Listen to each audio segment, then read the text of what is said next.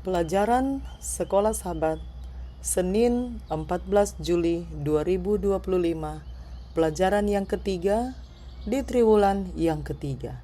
Untuk judul pada hari ini adalah Awal yang Kasar.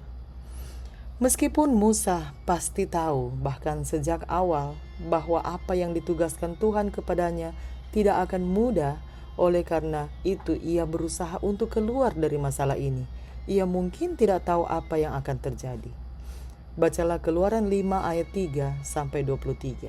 Apakah hasil langsung dari pertemuan pertama Musa dan Harun dengan Firaun yang tercatat? Saya baca dalam Keluaran 5 ayat 3 sampai 23. Lalu kata mereka, Allah orang Ibrani telah menemui kami.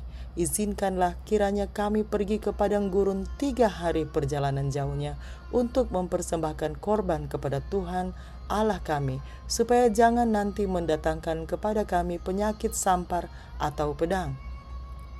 Tetapi Raja Mesir berkata kepada mereka, Musa dan Harun, mengapakah kamu bawa-bawa bangsa ini melalaikan pekerjaannya?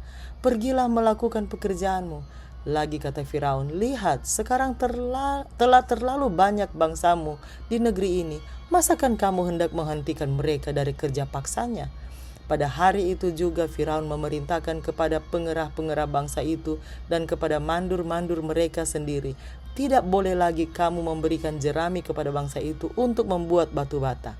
Seperti sampai sekarang, biarlah mereka sendiri yang pergi mengumpulkan jerami.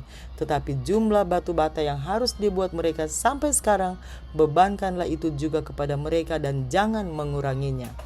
Karena mereka pemalas. Itulah sebabnya mereka berteriak-teriak, izinkanlah kami pergi mempersembahkan korban kepada Allah kami.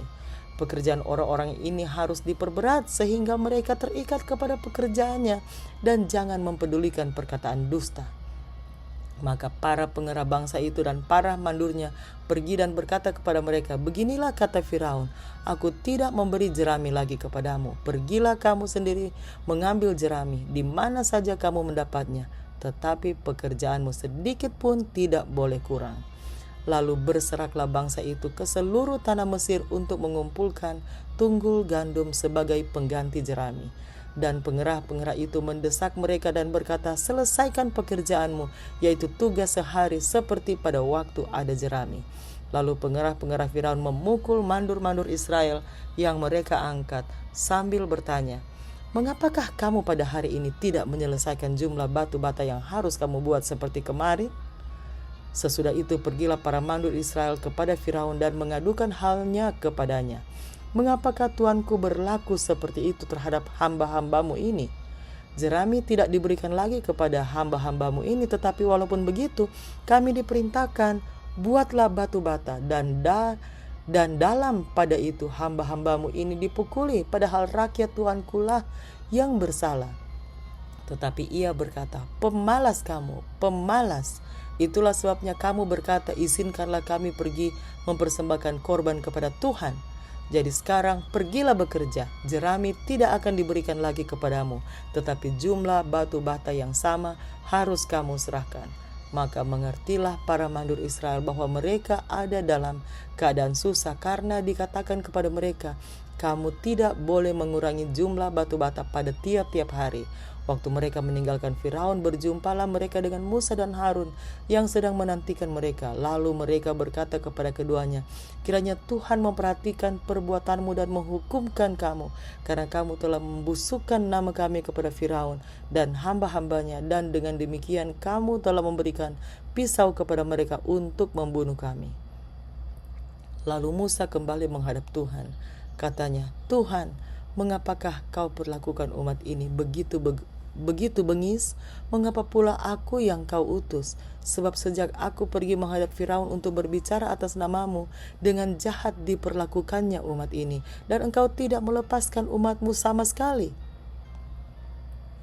Bahkan sebelum menghadap Firaun, Musa dan Harun mengumpulkan para tua-tua dan umat Israel, menyampaikan firman Tuhan kepada mereka, dan menunjukkan tanda-tanda Tuhan kepada mereka yang membuat bangsa Israel percaya bahwa Tuhan akan membebaskan mereka dari perbudakan.